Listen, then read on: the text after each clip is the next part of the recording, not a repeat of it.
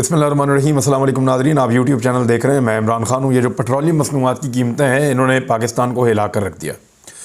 हल्का फुल्का लोगों ने एहतजाज करना शुरू किया है, लेकिन एक हैरत की बात यह है कि लोग पाकिस्तान में अपने हक़ के लिए वैसे निकलते नहीं हैं। यानी ये एक ऐसा बोझ है जो सिर्फ IMF के कहने पर पाकिस्तानियों पर डाला गया है। आलमी मंडी में पेट्रोलियम मसनूआत की कीमतें कम होने के बावजूद पाकिस्तान में ये कीमतें बढ़ाई गई हैं और IMF की ख्वाहिश के ऊपर बढ़ाई गई हैं। इसमें ओगरा का कोई अमल दखल नहीं है। ये नवाज शरीफ, मरीम नवाज़ और इसहाक डार ने मिलकर कीमतें बढ़ाई हैं। मरीम नवाज़ मिफ्ता इस्माइल को डांट दिया करती थी और उनको ट्विटर के ऊपर भी अहकामात जारी किया करती थी। नवाज शरीफ साहब मीटिंग्स छोड़कर चले जाते थे, ओगरा के ऊपर गुस्सा करते थे। ये सारा कुछ होता था जब मिफ्ता इस्माइल वज़ीर ख़जाना थे, क्योंकि वो ख़ानदानी रिश्ता नहीं है, उनसे कोई खूनी रिश्ता नहीं है, उनके साथ कोई ताल्लुक़दारी ऐसी नहीं है, तो मिफ्ता इस्माइल को हमेशा ज़िच किया जाता था और जगह बनाई जा रही थी कि इसहाक डार को लाकर वज़ीर ख़जाना की सीट के ऊपर बैठाया जाए। अब इसहाक डार साहब आ गए हैं, लेकिन आपने गौर किया होगा कि मरीम नवाज़ ने एक दिन पहले कहा कि इसहाक डार पे एतबार किया जाए, उन्हें मौका फराहम किया जाए और वो डिलीवर करेंगे। ये यकीन उन्हें मिफ्ता इस्माइल पे क्यों नहीं था? ये यकीन उन्हें शहबाज शरीफ पे क्यों नहीं है? ये यकीन उन्हें बाकी लोगों पे क्यों नहीं है? सिर्फ इसहाक डार पे क्यों यकीन है? इसहाक डार ने एक्चुअली शरीफ ख़ानदान की अमारत के लिए, उनके पैसे के लिए बड़ी खिदमात सर अंजाम दी हैं। जो केसेस मौजूद हैं शरीफ ख़ानदान के जिनके ऊपर पर्दा डाला गया है, उसमें इसहाक डार साहब का एक बड़ा मरकज़ी किरदार था इनके पैसे को लॉन्डर करने के लिए। यानी जो पैसे की मैनेजमेंट है उसमें इसहाक डार साहब का शरीफ ख़ानदान के लिए बड़े अहम खिदमात हैं उनकी। तो उन्हें यह लगता है कि जो हमारा पैसा बचा सकता है वो पाकिस्तान को भी चला सकता है। ये बड़ी सतही और बुनियादी सी सोच है। तो वो इसहाक डार साहब को नवाजने पर लगे हुए और उन पर एतबार करने के लिए पूरी कौम को कह रहे हैं। लेकिन ये मामला एक मुल्क को चलाने का है और मुल्क को मईशत दान चलाते हैं, अकाउंटेंट नहीं चलाते। इसहाक डार एक अकाउंटेंट हैं, मुंशी, और उनसे अब कहा जा रहा है कि आप मईशत को चलाएं, तो ये उस आदमी के साथ जुल्म है। यानी एक घोड़ा अगर 10 किलो का वज़न उठा सकता है तो आप उस पर 100 किलो का वज़न रख देंगे। अगर वो ना चल पाए तो उसका कसूर नहीं है, वो कसूर उस शख्स का है जिसने उसके ऊपर वो इजाफी 10 गुना वज़न डाल दिया है। अब MKM ने एक बड़ी अजीबोगरीब जो है वो मुतालबा उन्होंने किया है और इसके पीछे क्या है मैं आपको भी बताता हूँ। MKM पाकिस्तान ने पेट्रोलियम और डीज़ल की कीमतों में इजाफे पर गहरी तशवीश का इजहार करते हुए वज़ीर आज़म मियाँ शहबाज शरीफ से मुतालबा कर दिया है कि पेट्रोलियम मसनूआत की कीमतों में किया जाने वाला इजाफा फिल फौर वापस लिया जाए और ज़रूरी टैक्स नाफिज किया जाए। और इसमें नसरीन जलील हैं, डिप्टी कन्वीनियर हैं MKM पाकिस्तान की। उन्होंने कहा कि मुल्क को माशी मुश्किलात से निकालने के लिए सारा बोझ अवाम पर डालना जुल्म है। अच्छा, वो ये कह रहे हैं कि पेट्रोलियम मसनूआत की कीमतें वापस ली जाएं, क्योंकि MKM शहरी इलाकों की जमात है तो वो शहरियों के बारे में ज़रा ज़्यादा सोचते हैं। लेकिन जब आप पूरे पाकिस्तान के बारे में सोचते हैं तो ज़रूरी टैक्स नाफिज करना इस वक्त पाकिस्तान के किसानों के लिए एक बड़ा मसला होगा और उनके साथ ज़्यादती होगी, इसलिए कि अभी तो सैलाब आया हुआ है। पंजाब के किसान जो हैं उनकी खड़ी फसलें तबाह हुई हैं और उनके पास पैसा भी नहीं था, उनके घर भी बह गए थे। बहुत बड़ी तादाद में वो किसान हैं। अब उनके ऊपर अगर ज़रूरी टैक्स इस वक्त लगाए जाएँ तो प्रॉब्लम है। सिंध पूरा का पूरा डूबा हुआ इंटीरियर और वहाँ पे अभी तक पानी खड़ा है। वहाँ के किसानों पे अगर ज़रूरी टैक्स लगाया जाए तो ये बहुत बड़ी ज़्यादती है। खैबर पख्तूनख्वा के बहुत सारे जो इलाके हैं वहाँ पे अव्वल तो फसल इतनी ज़्यादा वहाँ होती नहीं, लेकिन जहाँ होती है वहाँ पे हालात आपके सामने हैं। वहाँ पे भी कुछ एरियाज़ में सैलाब आया है। तो इस वजह से ज़रूरी टैक्स इस वक्त लगाना किसानों के साथ ज़्यादती है और इससे होगा क्या कि आपके पाकिस्तान में फूड इन्फ्लेशन बढ़ेगी। यानी खुराक या खाने पीने की जो अशिया हैं उनकी कीमतों में बहुत ज़्यादा इजाफा हो जाएगा और वो बोझ अगर पेट्रोल वाली साइड से नहीं आएगा तो वो बोझ खाने पीने की अशिया की कीमतों में इजाफे से वो बोझ पाकिस्तानियों पे पड़ जाएगा। अब MKM ये क्यों कह रही है? क्योंकि वो शहरी जमात है, उन्होंने उन इलाकों से तो उन्होंने इलेक्शन लड़ना ही नहीं जहाँ पे किसान है और वहाँ पे उनको किसी ने वोट भी नहीं देना जहाँ पे किसान है।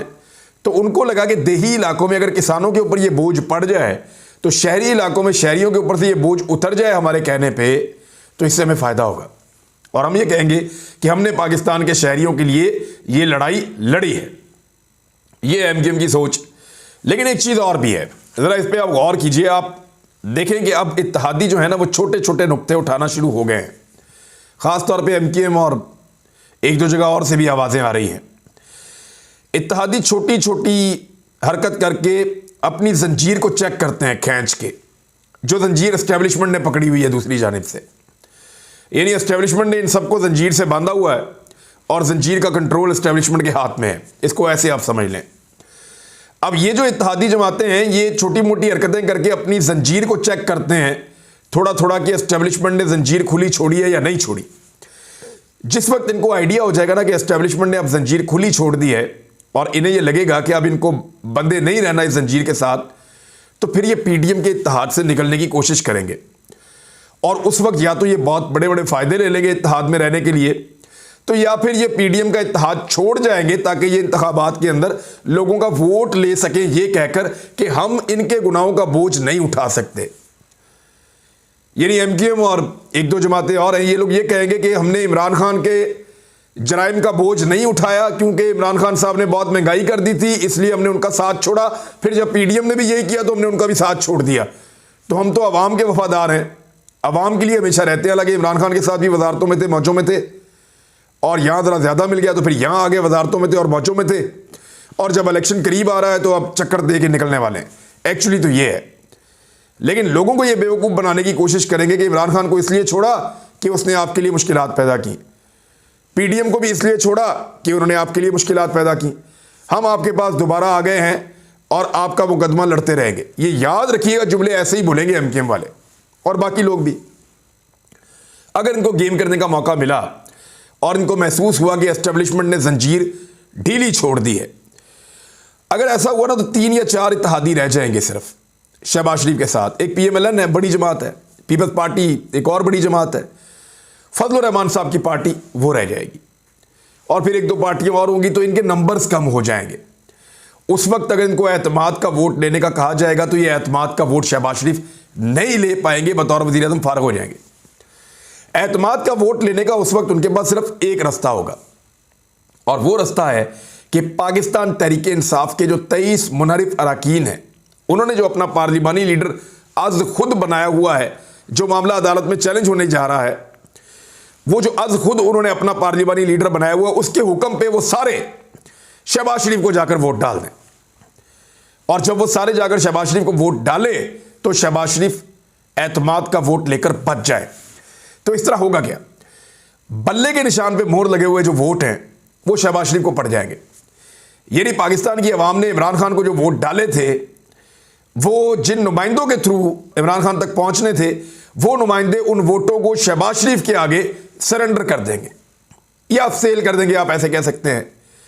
बहरहाल ये जो मुनहरिफ अरकान या लोटे हैं, ये 23 लोग शहबाज शरीफ के बहुत काम आ सकते हैं, क्योंकि अब पार्लियामेंट्री पार्टी इनके कंट्रोल में है और पार्लियामेंट्री पार्टी में टोटल बंदे ही चंद रह गए हैं, 25 एक बंदे रह गए हैं। 23 बंदे तो सीधे सीधे लोटे हैं और बाकी पाकिस्तान तहरीक इंसाफ के लोगों को फारिग कर दिया गया है। अब एक रास्ता और है, पाकिस्तान तहरीक इंसाफ इस मामले को अदालत में चैलेंज कर रही है। अदालत के अंदर अगर यह फैसला आ जाता है कि जो आखिरी 43 इस्तीफे मंजूर हुए हैं पाकिस्तान तहरीक इंसाफ के वो गलत हैं, तो फिर पाकिस्तान तहरीक इंसाफ का अपना पार्लिमानी लीडर बन जाएगा, और वो पार्लिमानी लीडर जब हुक्म देगा तो ये जो लोटे हैं या मुनहरिफ अरकान हैं, ये भी जाकर शहबाज शरीफ को वोट नहीं डाल सकेंगे। अगर डालेंगे तो काउंट नहीं होगा और ये डी सीट भी हो जाएंगे, इनकी सीटें भी फारिग हो जाएंगी।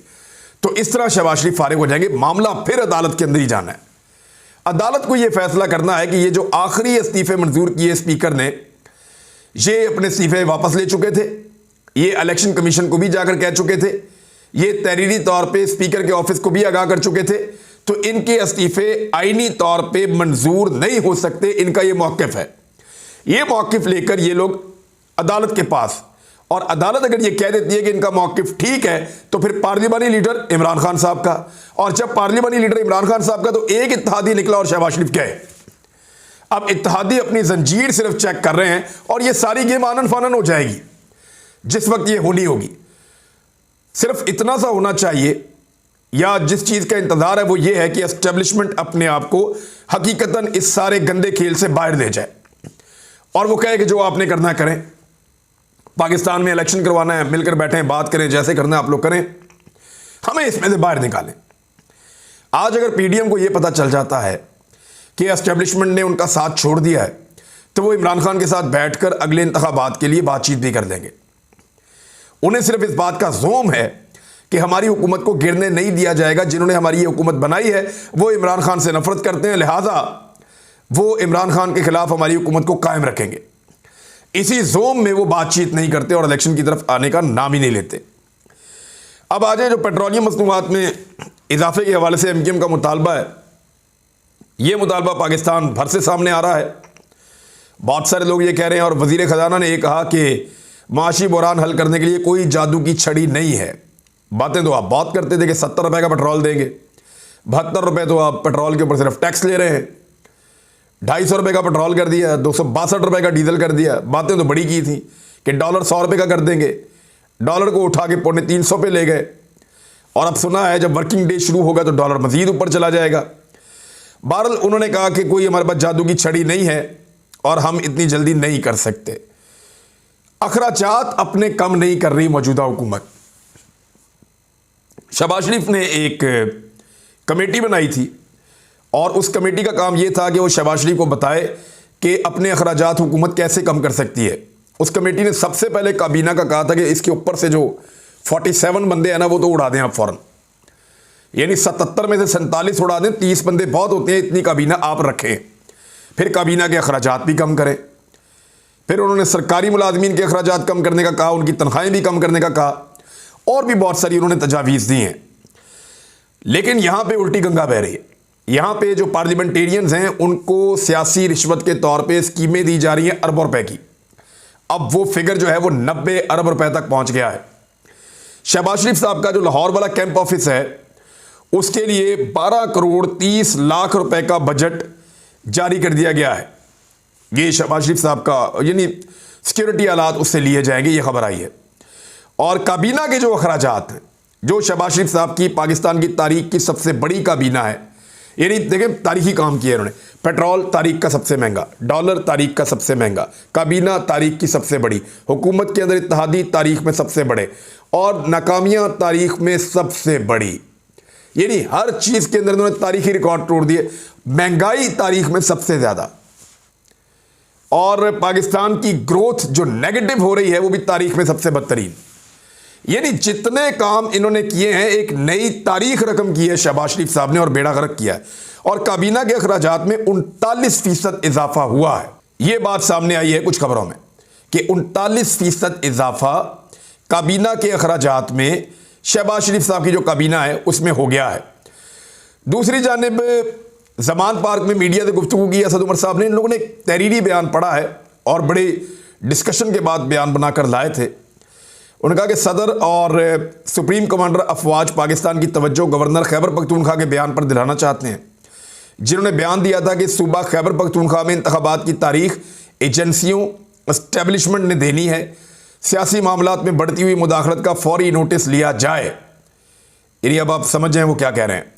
पीटीआई रहनुमा ने मुतालबा किया कि सदर मुमलिकत रहनुमाओं को धमकी अमेज कॉल्स और तशद्दुद का नोटिस लें, चंद काली भेड़ों से बाज पुरस की जाए, जिसकी निशानदेही पीटीआई और आज़ाद मीडिया करता रहा, क्योंकि ऐसे इकदामात से नहायत मनफी असरात मुरतब हो रहे हैं। ऐसे इकदामात से मुल्क के बैरूनी दुश्मनों के अज़ाइम को तक़वियत मिल रही है। सदर मुमलिकत इंसानी हकूक़ की पामालियों का नोटिस लें। उन्होंने कहा कि खैबर पख्तूनख्वा में इंतखाबात के लिए कल पटिशन फाइल कर दी जाएगी। हम अदालत में अवाम का मुकदमा लेकर जाएंगे क्योंकि इस वक्त पाकिस्तान का आइन ख़तरे में है। नाज़रीन, एक खबर जो है वो शेख रशीद अहमद साहब के हवाले से भी है और ये एक और इम्पॉर्टेंट ख़बर है। वो ये है कि शेख रशीद अहमद साहब क्योंकि लाल हवेली में रहते हैं, शुरू से उनकी सियासत रावलपिंडी की लाल हवेली से जुड़ी है। लाल हवेली एक बड़ी तारीख़ी इमारत है। अगर आज कोई इस तरह का वाक़या हो जाता है तो हम इसके ऊपर तफसीली बात करेंगे कि एक्चुअली लाल हवेली है क्या, इसकी तारीख़ क्या है और ये सारा कुछ क्यों हो रहा है। तो शेख रशीद ने अपनी पूरी सियासत को लाल हवेली के साथ जोड़ा है। लाल हवेली को लोग अब शेख रशीद की वजह से जानते हैं और शेख रशीद को लोग लाल हवेली के साथ जोड़कर जानते हैं। और ये चंद मरले की छोटी सी जगह है, लेकिन शेख रशीद के मुखालिफिन हमेशा से कोशिश करते रहे हैं कि उनसे ये छीन लिया जाए। बहरहाल वो ये कहते हैं कि उनके पास इसके कागजात मौजूद हैं और उनका ये दावा है कि अगर मैं झूठा हूं तो मेरे खिलाफ नाअहली का केस दायर किया जाए और अदालत में साबित किया जाए कि मैं गलत बात कर रहा हूं और मैंने कब्जा किया हुआ या मैंने झूठ बोला है। शेख रशीद के खिलाफ एक ऑपरेशन मुतवक्के है, लाल हवेली को गिराने की भी बातें हो रही हैं, जबकि शेख रशीद का ये कहना है कि लाल हवेली के ऊपर कोई हॉलीवुड में कोई मुआहदा हो रहा है और वहाँ पे एक फ़िल्म बनाने की पेशकश आई है कि वो लाल हवेली को लेकर एक बड़ी अहम फिल्म बनाना चाहते हैं रावलपिंडी में आकर। तो शेख साहब जो हैं वो एक बड़ी जानी मानी शख्सियत हैं। लेट्स सी रावलपिंडी में आज का दिन कैसा गुजरता है। लेकिन एक और बड़ी खबर ये है कि इमरान खान साहब ने फैसला किया, उनकी पार्टी ने, कि कौमी असम्बली की 33 नशस्तों पर साबिक वज़ीर-ए-आज़म इमरान खान साहब ही उम्मीदवार होंगे और वही यहाँ से इलेक्शन लड़ेंगे। यानी एक और वर्ल्ड रिकॉर्ड बनने जा रहा है। अच्छा, ये वर्ल्ड रिकॉर्ड तो बनते जा रहे हैं और बनते रहेंगे, लेकिन एक चीज़ बड़ी अजीब है। एहसन इकबाल अच्छे खासे समझदार आदमी है, उन्होंने आज फिर स्टेटमेंट दे दिया कि ये जो पेट्रोल की कीमत बढ़ी है इसकी वजह इमरान खान है। ये मुझे हैरत होती है कि थोड़े दिन पहले जब कम की थी तो वजह इसहाक डार था, अब बढ़ी है तो वजह इमरान खान है। इसहाक डार ने आकर जब डॉलर को 10 रुपये सस्ता किया था तो वजह इसहाक डार थे, और अब जब डॉलर दोबारा बढ़ गया है तो वजह इमरान खान है। How is it possible? यानी अगर 1 रुपये का भी फ़ायदा होगा तो वो इसहाक डार की वजह से होगा, और अगर 4 आने का भी नुकसान होगा तो वो इमरान खान की वजह से होगा। ये मंतक पाकिस्तानियों को समझ नहीं आएगी, और वो इतने बेवकूफ़ नहीं है, आपने पता नहीं कहाँ से तालीम हासिल की और कहाँ पढ़ाते रहे, मेरी तो समझ से बाहर है। नाज़रीन, अब तक इतनी अपना ख्याल रखिएगा, अपने इस चैनल का भी। अल्लाह हाफ़िज़।